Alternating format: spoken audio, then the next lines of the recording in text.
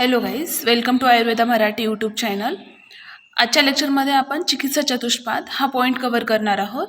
हा पॉईंट तुम्हाला clinical point of व्ह्यूने तर महत्त्वाचा आहेच, त्याचबरोबर यामध्ये व्यावहारिक ज्ञान आपल्याला भेटतं आणि एक्झामिनरचा मेन म्हणजे सगळ्यात आवडता प्रश्न आहे चिकित्सा चतुष्पाद. जर तुम्हाला आला तर SAQला किंवा LAQला येऊ शकतो आणि याच्यामध्ये जे श्लोक मी सांगते ते श्लोक मोस्ट ऑफ द टाईम MCQला पण विचारले गेलेले आहेत. जे आपले सिनियर बॅचेस होते किंवा आमचे ज्यांच्या वेळेस MCQ पॅटर्न हा होता एक्झामचा, त्यांना MCQला मोस्ट ऑफ द वेळेस विचारले गेलेले आहे त्यांच्या क्वेश्चन पेपरमध्ये. म्हणून हे श्लोक पण पाठ करायचे आहेत आणि हा SAQ LAQला पण येणारा पॉईंट आहे. आता आपण चिकित्सा चतुष्पाद आताच्या नावामध्येच दिले, चिकित्सा आणि चतुष्पाद. चिकित्सेसाठी लागणारे चतुष्पाद म्हणजे काय? 4 पाद. थोडक्यामध्ये तुम्ही असं म्हणू शकता, ज्याप्रमाणे आपली बाज असते, बाज कशी असते, काही जणांनी बाज बघितली असेल, मे बी नाही, पण त्या बाजेला 4 पाये असतात. त्या 4 पायाशिवाय ती बाज उभं राहू नाही शकत. तसेच स्वयंपाकघरामध्ये आता सिंपल एक्झाम्पल घ्यायचं गेलं, स्वयंपाकघरामध्ये आई स्वयंपाक करते. स्वयंपाक करताना आईला मेन गोष्टी लागतात.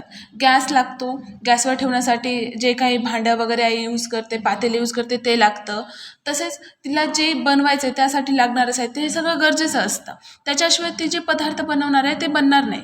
त्याचप्रमाणे आपल्या वैद्यांचं असतं किंवा आपल्या डॉक्टर्सचं असतं. आपल्याला काय करायचं आहे? पेशंट बरा करायचा आहे. मग पेशंट बरा करण्यासाठी काय गरजेचं आहे, ज्याच्याशिवाय आपण पेशंट बराच नाही करू शकत, याला आपण चिकित्सा चतुष्पाद म्हटले. चिकित्सा आणि चतुष्पाद, चिकित्सेचे हे 4 पाय आहेत असं जरी तुम्ही म्हटलं तरी काही हरकत नाही. मग ते 4 पाय कोणते आहे चिकित्सेचे ते बघायचं आहे आपल्याला. हा अत्यंत महत्त्वाचा श्लोक आहे, जो की श्लोक तुम्हाला पाठच पाहिजे. भीषक द्रव्य उपस्थता रोगी पाद चतुष्टय. बघा, भीषक म्हणजे काय? वैद्य, डॉक्टर. द्रव्य मध्ये यांनी काय घेतलंय? औषधी द्रव्य. जे आपण औषध म्हणून यूज करणार आहे त्यांना द्रव्य म्हटलंय. तसेच इथं फोड केली तर उपस्थता म्हणजे परिचारक, नर्सिंग स्टाफ तो, आणि रोगी पेशंट. या 4शिवाय आपण चिकित्सा करू शकत नाही. पहिला पॉईंट काय होता? भीषक म्हणजे काय? वैद्य किंवा चिकित्सक. दुसरा पॉईंट होता द्रव्यमध्ये औषधी द्रव्ये घेतलेले आहेत. तसेच तिसरा पॉईंट काय आहे? उपस्थातामध्ये नर्सिंग स्टाफ, थोडक्यात आपण परिचारक असं म्हणू शकतो. आणि चौथा पॉईंट आहे रोगी, जो काही रुग्ण आहे तो पण अत्यंत महत्त्वाचा पॉईंट आहे. मग या सगळ्यांना आपण काय? चिकित्सा चतुष्पाद म्हटलेला आहे या सगळ्यांना. मग आता हे चिकित्सा चतुष्पादामध्ये आणखी श्लोकात काय म्हटलं? भीषक द्रव्य उपस्थाता रोगी पाद चतुष्टयम चिकित्सते निर्दिष्टम तच्च चतुर्गुण. थोडक्यात काय सांगतात त्यांनी श्लोकामध्ये? भीषक द्रव्य उपस्थाता रोगी पाद चतुष्टयम चिकित्सते निर्दिष्टम प्रत्येकम तच्च चतुर्गुण. म्हणजे त्या प्रत्येकाचे 4 गुण आहेत. हे 4 चिकित्सा चतुष्पाद झाले. या 4 चतुष्पादाचे पुढे 4 गुण दिलेले आहेत. तच्च चतुर्गुणम, प्रत्येकम तच्च चतुर्गुणम असं सांगितलेलं आहे त्यांनी. पहिला तुम्हाला समजलं, पहिल्या लाईनमध्ये भीषक द्रव्य उपस्थाता रोगी पाद चतुष्टयम चिकित्सते निर्दिष्टम प्रत्येकम तच्च चतुर्गुणम, म्हणजे प्रत्येकाचे 4 गुण दिलेत. मग आता आपण ते बघूत की प्रत्येकाचे 4 गुण कोणकोणते आहेत ते. पहिल्यांदा चिकित्सा चतुष्पाद तुम्हाला सांगितलं, भीषक औषधी द्रव्य, उपस्थाता म्हणजे परिचारक, आणि रोगी म्हणजे रुग्ण. मग आता या प्रत्येकाचे आपल्याला 4 गुण बनायचे. आता पहिल्यांदा भीषकचे आपल्याला गुण बघायचे आहेत. भीषकचे गुण सांगताना हा श्लोक दिलेला आहे. दक्ष तीर्थार्थ शास्त्रोह दृष्टकर्म सूचिर भीषक. या एका श्लोकामध्ये भीषकचे 4 गुण सांगितले. श्लोक फोडून वाचायचा. हे दक्ष पहिला, तीर्थार्थ शास्त्र, दृष्टकर्म आणि सूची भीषक. दक्ष, तीर्थार्थ शास्त्र, दृष्टकर्म, सूची, हे 4 गुण सांगितलेत. हे श्लोक तर मस्ट आहेत, करायचेच आहेत, 99% करायचे आहेत. जरी श्लोक पाठवत नसेल तरी हे शब्द जसंच तसे तुम्हाला एक्झाममध्ये लिहिता आले पाहिजे. जर त्याने चिकित्सा चतुष्पाद लिहा, आपण चतुष्पादाचा तो श्लोक तर टाकणार आहे, पण भीषक, रोगी यांचे जे श्लोक आहेत ते श्लोक करणं कंपल्सरी आहे. आणि जरी लास्ट पॉईंटला श्लोक लक्षात राहतच नसतील तर हे शब्द अशाच लक्षात राहिले पाहिजे. ओके. पहिलं भीषकचे गुण दक्ष, देन तीर्थार्थशास्त्र, देन दृष्टकर्म आणि सूची, हे त्याचे गुण सांगितलेत. आता आपण एक बघत जाणार आहोत. दक्ष म्हणजे काय? तीर्थार्थशास्त्र म्हणजे काय? दक्ष म्हणजे थोडक्यात आपण जे काही वैद्य आहे त्यांनी एकदम दक्ष राहिले पाहिजे, कारण की रोगाच्या अवस्था सातत्याने बदलत असतात. जो पेशंट आहे त्याच्या अवस्था कधी बदलतील काही सांगता येत नाही. त्यामुळे वैद्याने अत्यंत सतर्क असणं गरजेचं आहे. अवस्था नेमकापणाने लक्षात घेणे, जी काही कंडिशन आहे ती चांगल्या प्रकारे लक्षात घेणे आणि त्यानुसार चिकित्सेमध्ये तात्काळ बदल करणे. वाट बघत बसायची नाही. असे एखादे इमर्जन्सीचे पेशंट असतात हृदरोगाचे वगैरे, की त्यांच्यामध्ये आपल्याला तात्काळ ते बघून लगेच चिकित्सा द्यावं लागते. तर थोडक्यात दक्ष म्हणजे काय, एकदम सतर्क असला पाहिजे वैद्य. आपण कोणाचे गुणधर्म बघतोय, भीषक म्हणजे वैद्याचे बघतोय. पुढे तीर्थार्थशास्त्र.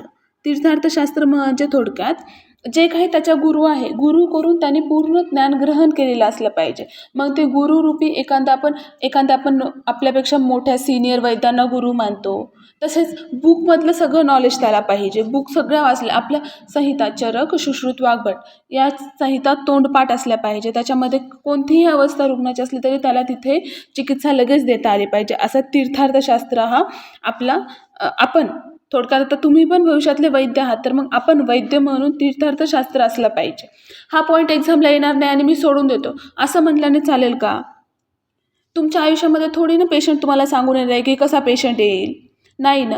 मग असं चालेल का की आपल्याकडे एखादा पेशंट आल्याने त्याला आपण म्हणतोय, अरे बाबा मी हे एक्झामसाठी ऑप्शनमध्ये सोडलं होतं, मी तर हे केलंच नाही, तर तू जा दुसऱ्या वैद्यांकडे किंवा दुसऱ्या डॉक्टरकडे, असं म्हणून चालणार नाही. म्हणून आपल्याला तीर्थार्थशास्त्र म्हणजे एखाद्या सिनियर वैद्यांकडे जाऊन नॉलेज घेतलं पाहिजे. तसेच सगळ्या बुकमधलं नॉलेज आपल्याला तोंडपाठ पाहिजे, मुखोगत पाहिजे. पुढे सांगितलं आहे दुष्टकर्म. दुष्टकर्म म्हणजे जे काही आपले पंचकर्म आहेत, तसेच पूर्वकर्म, स्नेहन, स्वेदन, नंतर वमन, विरेचन, नस्य, हे जे काही पूर्वकर्म आहेत किंवा पंचकर्माचे पश्चात्कर्म आहेत, हे सगळे कर्म आपण स्वतः डोळ्याने पाहिले पाहिजे. असं मानलं जातं की जेव्हा आपण स्वतः वैद्य म्हणून खुर्चीवर बसतो त्याच्या आधी आपण 100पेक्षा जास्त पेशंट फक्त ऑब्झर्व केले पाहिजे. म्हणूनच सगळेजण सांगतात की तुम्ही जेव्हा फर्स्ट इयरला असाल तेव्हापासून सुट्ट्या वेस्ट न घालता तुम्ही क्लिनिक जॉईन केलं पाहिजे. क्लिनिक जॉईन केल्यामुळे काय होईल की तुम्हाला तिथे पेशंट बघता येतील आणि एक आपल्यावर रिस्पॉन्सिबिलिटी राहते. म्हणून आपला माइंड एक फ्री असतो, म्हणजे आपण फक्त नॉलेज गेन करत असतो. आणि जेव्हा तुम्ही वैद्य म्हणून चेअरवर बसाल क्लिनिकमध्ये, तेव्हा तुमच्यावर एक रिस्पॉन्सिबिलिटी असते की तुम्हाला पेशंट ठीक करायचं आहे. पण त्याच्या आधी जर तुम्ही तसे पेशंट बघितले असेल तर तुम्ही इझिली चिकित्सा देऊ शकता. म्हणून या सुट्ट्या वाया न घालता कृपा करून माझी पर्सनली सगळ्यांना विनंती आहे की तुम्ही होईल तिथं जवळचं क्लिनिक जॉईन करा. असं नका म्हणून ह्याचं क्लिनिक चालतं, ह्याचं नाही चालतं, काय करायचं तुला चलू न चलू, तिथलं नॉलेज भेटलं बस झालं, तर तिथलं क्लिनिक जॉईन केलं. आता आपल्या पॉईंटवर येऊ डबल. दुष्टकर्म म्हणजे वैद्यांनी सगळे कर्म पाहिले पाहिजे जेणेकरून त्याला त्याच्यावर पुढे चिकित्सा करताना फायदा होईल. आता सूची म्हणजे काय, तो अत्यंत मनाने पवित्र असला पाहिजे. शरीराने, वाणीने म्हणजे त्याची भाषा, तसेच मन, या तिन्हीनेही तो अत्यंत पवित्र असला पाहिजे. शारीरिक स्तरावरची शुद्धता अपेक्षित नसून मानसिक स्तरावरची आणि त्याचं काही बोलणं आहे या स्तरावरची सुद्धा सूची म्हणजे पावित्र्यता आवश्यक आहे. किंवा जातीभेद नाही केला पाहिजे. कोणताही कसाही व्यक्ती आला तरी त्याच्यावर आपलं काम काय आहे, मी चिकित्सा देणार, हे आपलं काम आहे, हे आपलं ध्येय आहे, हे विचार करून त्यांनी चिकित्सा दिली पाहिजे. पुढची सूची म्हणजे समजलं थोडक्यात. सूची म्हणजे पावित्रता असली पाहिजे मनामध्ये, कोणताही मतभेद न करता त्यांनी चिकित्सा दिली पाहिजे. ओके. आता दक्ष म्हणजे सतर्क असला पाहिजे. सतर्क का असला पाहिजे तुम्हाला पूर्ण स्टोरी सांगितली. तीर्थार्थशास्त्र त्यांनी सगळ्या गुरूंकडून आपल्या गुरूंकडून नॉलेज घेतलं पाहिजे. तसेच सगळ्या संहितांमधलं नॉलेज त्याला पाहिजे. दुष्टकर्म म्हणजे त्यांनी स्वतः सगळे कर्म पाहिलेले पाहिजे. आणि सूची म्हणजे तो मनाने, वाणीने तसेच शरीराने पावित्र असं पाहिजे. ओके. मी तर तुम्हाला जे काही समजून सांगते ते तुम्हाला एक्झाममध्ये पण लिहायचं, आणि जितकं तुम्ही तुमच्या भाषेत एक्झाममध्ये लिहाल ना तितकं इफेक्टिव्ह ठरेल. त्याच्यामुळे या शब्दांचे अर्थ समजून घ्या आणि एक्झाममध्ये तुमच्या भाषेमध्ये लिहा तुम्ही. ओके. आला एक्झाममध्ये श्लोक टाकला आणि हे 4 एक्सप्लेन करायचे. हे झालं भीषकचे गुण. आता आपण पुढे बघू द्रव्ये, औषधी द्रव्ये कसे असले त्यांचे पण 4 गुण सांगितलेले आहेत आपल्याला. आधी आपण श्लोक बघू. कोणता श्लोक दिलेला आहे, बहुकल्पम बहुगुणम संपन्नम योग्यम औषधम. बहुकल्पम बहुगुणम संपन्नम योग्यम औषधम. बहुकल्पम हा पहिला, बहुगुणम दुसरा, संपन्नम तिसरा आणि योग्य हा चौथा. हे झाले 4 औषधांचे गुणधर्म. आता आपण प्रत्येकांचं मिनिंग समजून घेऊया. बहुकल्पम पहिला, दुसरा बहुगुणम, तिसरा संपन्नम आणि चौथा आहे योग्य. आता बहुकल्पम म्हणजे काय, बहुकल्पम म्हणजे जे काही आपण औषधी द्रव्ये घेणार आहोत त्याचे अनेक कल्प तयार करता आले पाहिजे. तुम्ही चरक चिकित्सामध्ये तुम्हाला स्वरस कल्क श्रुत शीत फांट हे आय थिंक चरक सूत्रस्थानच्या 4थ्या अध्यायामध्ये एक इंट्रोडक्शन म्हणून दिलेलं आहे. मग आता कल्पम म्हणजे काय, तेच स्वरसादी म्हणजे स्वरस असो, कल्क असो, श्रुत असो, शीत असो, फांट असो, हे सगळे कल्प बनवता आले पाहिजे, कल्पना बनवता आल्या पाहिजे. तसेच त्याचं घृत सिद्ध करता आलं पाहिजे त्या द्रव्यांपासून, तेल सिद्ध करता आलं पाहिजे त्या द्रव्यांपासून. आता हे का करायचं, घेतली औषधी, त्याचा स्वरस बनवला, दिला, झाला, संपला विषय. परंतु असं नसतं.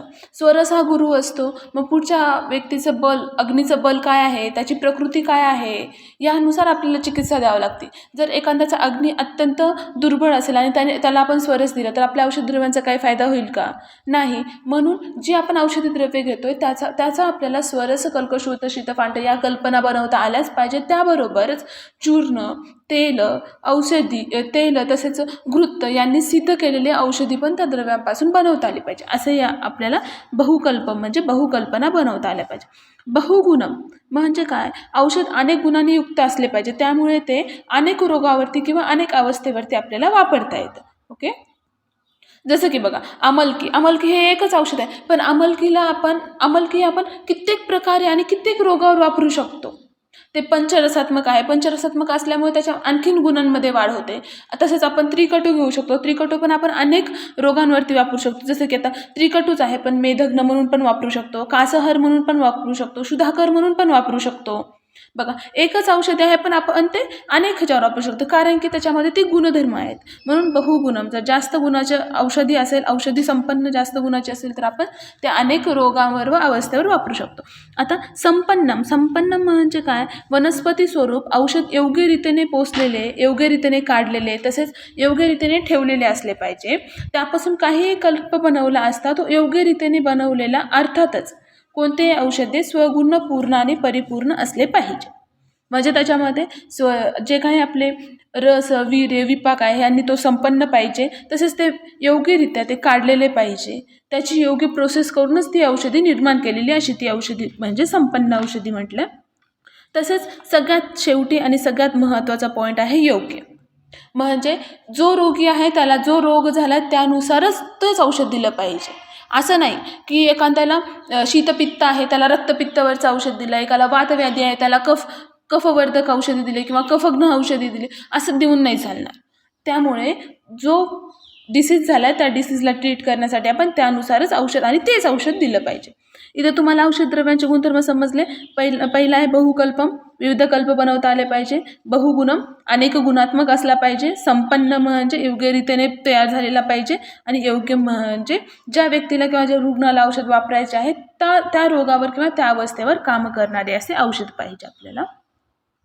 आता आपण पुढचा पॉईंट बघू. पुढच्या ह्याच्यामध्ये परिचारकचे आपण गुण बघणार आहोत. परिचारक उपस्थाता म्हणजेच परिचारक आणि थोडक्यात आपल्या बोलीभाषेमध्ये नर्स. ओके. तर त्याचे किंवा तिचे, मोस्ट ऑफ दी माझ्या तोंडामध्ये त्याचे जरी आलं तरी तिथं फिमेल मेल दोन्ही पण तुम्ही कन्सिडर करायचं आहे. अनुरक्त, सूची, दक्ष, बुद्धिमान, परिचारक. अर्थ बघून घेऊया. अनुरक्त, सूची, दक्ष आणि बुद्धिमान हे 4 परिचारकचे गुण झाले. तर अनुरक्त म्हणजे ती प्रेमळ असली पाहिजे. प्रेमळ का, कारण की ती जे काय आपण वैद्य आहेत, वैद्यांपेक्षाही जास्त वेळ ती रुग्णांजवळ थांबणार आहे.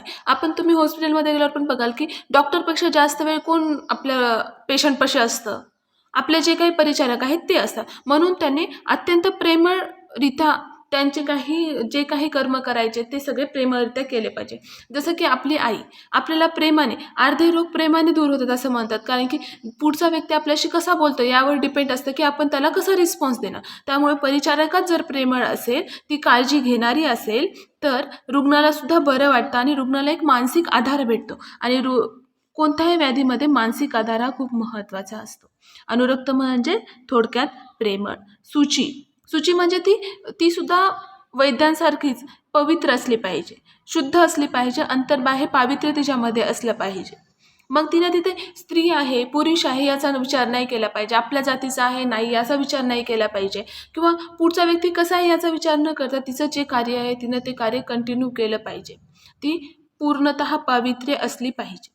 तसेच दक्ष म्हणजे तिनं सतर्क असलं पाहिजे. एखाद्या वेळेस आपण वैद्य किंवा डॉक्टर जेवायला जाऊ शकतात, इमर्जन्सी कंडिशनमध्ये दुसऱ्या हॉस्पिटलला व्हिजिट असतात, तेव्हा त्यावेळेस तिने अत्यंत दक्ष असलं पाहिजे. रुग्णामध्ये काही जर चेंजेस होत असतील तर तात्काळ तिने सुचवलं पाहिजे पुढे डॉक्टर्सला किंवा वैद्यांना की हे चेंजेस होतात. आणि त्यातल्या त्यात सगळ्यात महत्त्वाचं आहे की तिला ते कळालं पाहिजे की याच्यामध्ये हे चेंजेस होत आहेत. रुग्णाचं तर तिनं काळजी घेतलीच पाहिजे, तसेच तिनं सातत्याने रुग्णाजवळ असते म्हणून त्या रुग्णाला जो काही आजार आहे ते स्वतःला होणार नाही याची पण तिने काळजी घेतली पाहिजे. तितकंच तिने तिथं पण सतर्क असलं पाहिजे. ओके. तर असं होईल की रुग्णाचा आजार बरं करत करत परिचारकच स्वतः त्या आजाराला बळी पडेल. नाही, तसं नाही झालं पाहिजे. तर परिचारिका ही अत्यंत दक्ष असली पाहिजे, तसेच ती बुद्धिमान असली पाहिजे. वैद्यांच्या अब्सेन्सीमध्ये किंवा वैद्य जर नसेल आपल्या रुग्णालयामध्ये तर तिने त्या काळी काय करायचं याचा लवकर निर्णय घेतला पाहिजे आणि त्या रुग्णाला वाचवलं पाहिजे. कारण की इमर्जन्सी कंडिशन सांगून येत नाहीत. त्यामुळे परिचारिकांनी स्वतःचेच डोके चालून पुढे काय मार्ग काढायचा हे त्या सिच्युएशनला तिला कळालं पाहिजे. तर ती परिचारिका ही बुद्धिमान पाहिजे. पहिलं, अनुरक्त म्हणजे प्रेमळ पाहिजे, सूची म्हणजे ती पावित्र्य पाहिजे, दक्ष म्हणजे ती दक्ष तिला कळालं पाहिजे की आपण कोणत्या सिच्युएशनमध्ये कसं राहिलं पाहिजे. तसेच स्वतःची काळजी आणि रुग्णाची काळजी घेण्यासाठी ती सतर्क पाहिजे. बुद्धिमान, तिला कोणतीही जर आणीबाणीची कंडिशन आली किंवा इमर्जन्सी पेशंट आले तर तिला तिथे काय करायचं हे स्वतःचे डोके वापरून कळालं पाहिजे की आपण इथं काय केलं पाहिजे. ओके. हे झाले उपसत्ता म्हणजेच परिचारकाचे गुण. पुढे आपण बघणार आहोत रोगीचे गुण काय असले पाहिजे. रोगी औढ्य रोगीह भिषग्वशोः ज्ञापक सत्ववान अपि. या श्लोकामध्ये त्यांनी चार गुण सांगितलेले आहेत रोगीचे. औढ्याचा अर्थ श्रीमंत होतो. रोगीह, भिषग्वशो म्हणजे आपल्या वैद्यांचा ऐकणारा, ज्ञापक असला पाहिजे आणि सत्ववान अपि असला पाहिजे. याचं डिटेल आपण एक एक बघूत एक्सप्लेनेशन.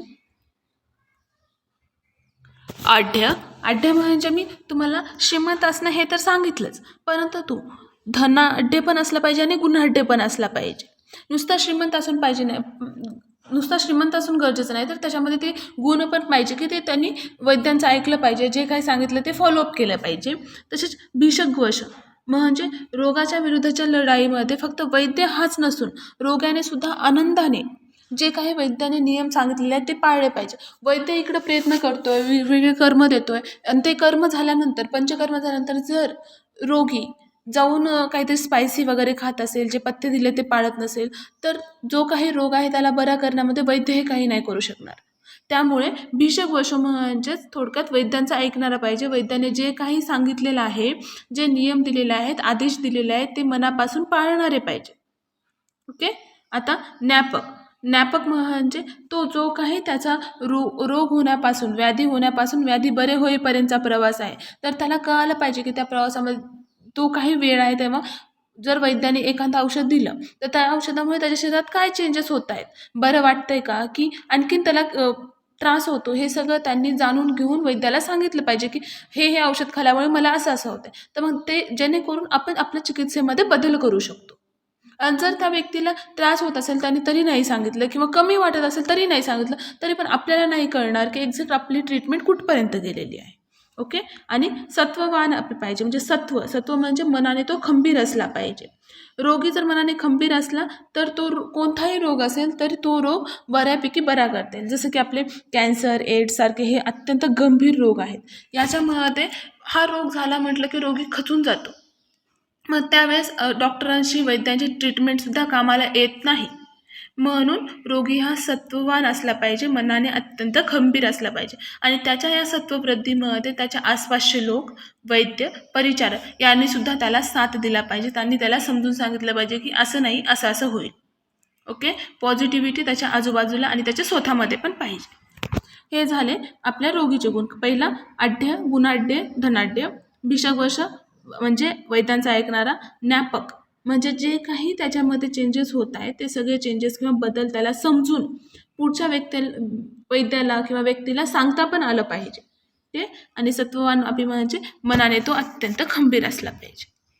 ठीक आहे. इथं आपले हे चिकित्सा चतुष्पाद संपत आहेत. जर तुम्हाला लिहायला आल्या एक्झाममध्ये चिकित्सा चतुष्पाद तर तुम्ही काय लिहिणार, पहिल्यांदा कॉमन श्लोक टाकायचा. भीषक द्रव्य अनुपस्थिता रोगी पादचतुष्टयम चिकित्सस्य निर्दिष्टम प्रत्येकम तच्च चतुर्गुणम. हे पहिला श्लोक कॉमन आणि हा पाठ करायचा आहे सगळ्यांनी.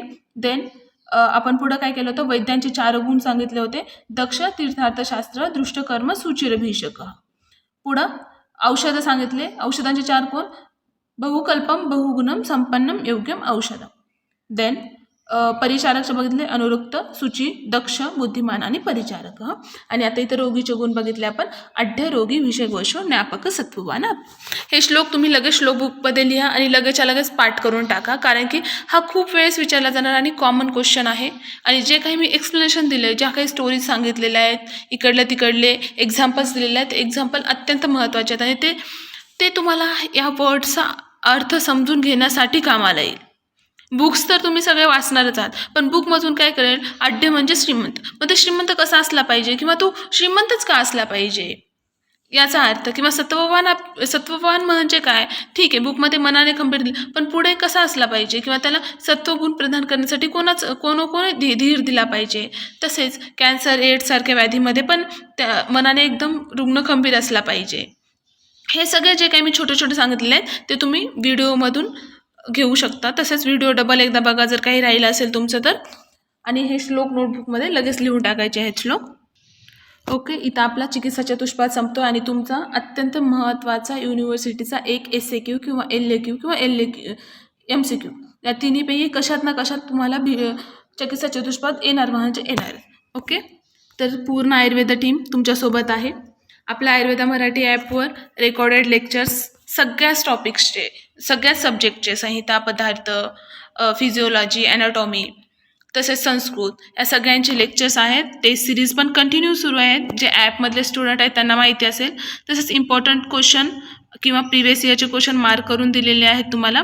आणि सगळ्या सब्जेक्टचे recording lectures according to NCISM cover झालेले आहेत. Okay, Ayurveda Marathi team is always with you and personal guidance सगळ्या स्टुडंटला भेटतं. जिथे तुम्ही अडकलात तिथे तुम्ही आम्हाला कॉल करून किंवा व्हॉट्सअपवर मेसेज करून सांगू शकता. थोडासा लेट होईल मेसेजला रिप्लाय द्यायला, कारण की सगळेजण आपल्या आपल्या कामात बिझी असतात. तरी पण तुमच्या मेसेजला रिप्लाय द्यायचा लवकरात लवकर प्रयत्न करू. ओके, आयुर्वेदा मराठीची पूर्ण टीम तुमच्यासोबत आहे आणि तुम्हाला एक्झामसाठी ऑल द बेस्ट. काही अडचण आली तर लगेच आमच्याशी संपर्क साधू शकता. ओके, ठीक आहे, भेटूया आपण अशाच छोट्याशा आणखीन पुढच्या लेक्चरमध्ये. Bye, thank you.